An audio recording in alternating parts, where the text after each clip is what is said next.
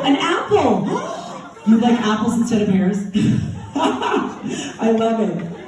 No, I want you to have the apple. You have to hang here all day. Okay, who has a question? Go ahead. I'll let you call people.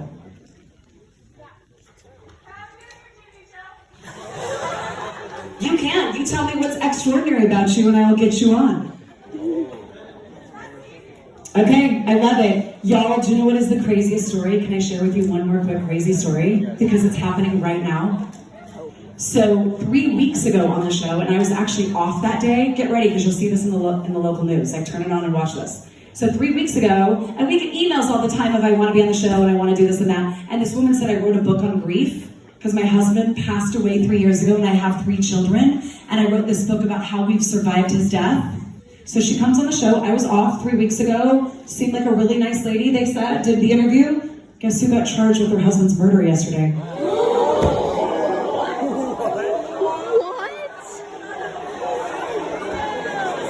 You'll see it in the news. It was on Good Things Utah talking about her grief 3 weeks ago. Wait, is it the antifreeze girl? Oh boy. What? Is it the girl who poisoned her husband with antifreeze? Well, allegedly. Allegedly.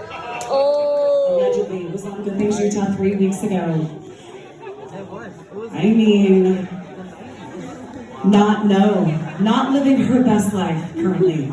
Let's not do that. Go ahead. Is it Go ahead. You first. Is it Tuella or Thule? What is it, y'all? Tuella or Thule? Is it hurricane or hurricane? Hurricane. I love it. I love being in a room with Utahns. Like, it makes it, because everyone at work's not from Utah, and they're like, you sound like a weirdo. Go ahead. What was your stepdad shooting story?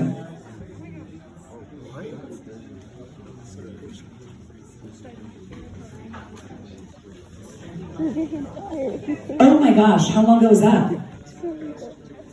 12 years ago. Maybe. Oh my gosh, that's a crazy story. The thing about TV is you get to, like, I hop in your life for a second and I hop back out, right? And I remember crime reporting, the toughest part of the job was you had something horrific happen in your life and we're like this. How do you feel about it? It's awful, right? That's awful. That was Good Things Utah is so much happier for me than when I did that. It was so hard to step in your life, talk to you, and step back out and leave you with it. And that was the toughest part of reporting. Go ahead. Who's your favorite guest you've ever had on? Oh my gosh, that's just such a good question. So, I interviewed Garth Brooks. Yeah. And I asked him the question, and I don't even know how it came to me, because I'm brilliant, who knows. What's it like to be on stage? And he was like this. I'll just show you. And I said, what? I didn't even know what he meant. And he goes, tonight, my concert, here's tickets, I'm taking you on stage. Oh my God. So I go to the concert thinking it's never happening. That's never happening. He's joking. And his people come get me for the encore. I go backstage, there's Garth Brooks standing there with, like, I remember because he was drinking his water bottle, and he, like, drank the water bottle, and he goes, do you want this? I was like, uh-huh. I want it. So I drank out of Garth Brooks' water bottle, so I'm already on cloud bazillion. He grabs my hand, takes me on stage, and he's like, okay, so this reporter asked me a question, and I thought we could answer it for her. And I was like, I think I blanked out. Like, I don't remember any of it. And he said, she wants to know what it's like to be on stage. And the roar of that energy solution, like, I thought I should be a country star immediately. That was a rush. Yeah, and I think, like, my friend said I was clapping, but I wasn't hitting my hands together. I was like, I think you're so great. Like, I had no, like, all my news credibility was gone. I was just like this. So I would say Garth Brooks. Go ahead.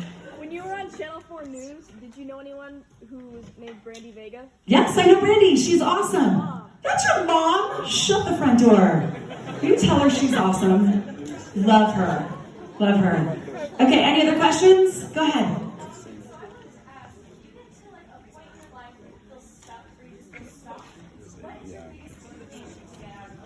That's such a good question. How do you get out of a rut? That is a great question, and I think for me, because I feel like right now I've done this show so long that it's time for a chapter 2, right? Y'all, we all have chapters. Like, you got to turn the page at some point. And I think it's one of those getting creative and digging deep and manifesting what else is out there and looking and trying and talking about it. That's what I'm in the process of doing right now. Like, I'm looking for, like, if I don't do TV, what's next? And it's gonna be good. Maybe it'll be like I'll be Garth Brooks' roadie. Okay, we'll find it. We'll find it together. Do you have time? Like, how many more do you want to do, Ken? One more? Okay, you choose then. Now I can't choose. Oh, okay, over there. Sorry, you're way over there.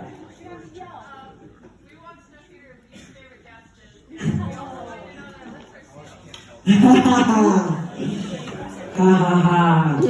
Let me think about that for a second. Okay, so, it's when the interviews are rough. It's when, like, who knows who Mr. Mac is? Remember him? Oh my gosh, bless his 80 to 90-year-old heart. He would come on the show with socks and shoes and ties, and I would say to him right before the segment, we have 5 minutes, so please don't do the whole thing at once. Like, we've got to talk about the shoes and then the socks. And he would come on and go, no one buys the way we buy, no one sells the way we sell, no one, we have shoes, socks, and ties, come to Mr. Mac. And in my ear, the producer would go, 4 more minutes. I was like, somebody shoot me up here. Mr. Mac, let's start with the ties. He's like, no one buys the way we buy, no one sells the way we sell. It's interviews like that. I had another lady who I said, where can we get your book right now? Thank you so much. The interview was so painful. Like, I was pulling teeth to talk to her.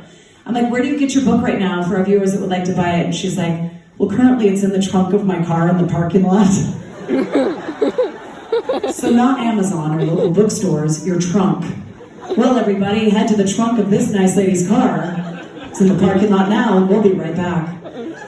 And so it's those Norm Macdonald taking the phone call on the air. Like, I literally was like this. Whoosh. Like, I was so frustrated. Like, the producers in my ear going, make him get off the phone, make him get off the phone. And I'm like, I even took the phone and I was like, hi. I mean, it's all on camera. Who's this? Can you call him back? And Norm took the phone back and was like, no, so should we have lunch that day? That interview was awful. I'm trying to think, I feel like I can't say that name. There is a celebrity. I go, Say it! I'll just tell you this. I love her brother so much, and he's a big star, and he's a big Utah star. And I love her brother. Every time this person is on, there's an issue after. The lights weren't right. I didn't ask the right questions. I asked too many questions. Her microphone was to the left too much. They're definitely celebrities. I love Molly Ringwald. I don't know if any, like, now I'm gonna go way back. 16 Candles, like, she's all these movies. So not kind in person. Wouldn't sign anyone's stuff. Walked out after. I mean, it's weird. Who else? Wendy Williams has a talk show. She came to do the show, and she's 6'1", but then, and I'm 5'10", so I'm tall. So I was like, oh my gosh, a female that's tall. This is so great. I usually have to slouch. She sat down at the table by me and went like this. Like, her legs start right here. She has no hips. And so I was like, we're gonna need you to get pillows to sit by me. And she's like, I'm not sitting on pillows, I'll just sit by you. And so then here's me, to try to make it look even. So she wouldn't sit on a pillow to sit by me because I was beneath her. So I slouched. I was like, welcome to the show, everybody. So that she would look good. Like, it's just some of those little quirky things that you're like, oh goodness. That was a great question. Thanks, you guys. I know you have to do your next thing. Thank you so much.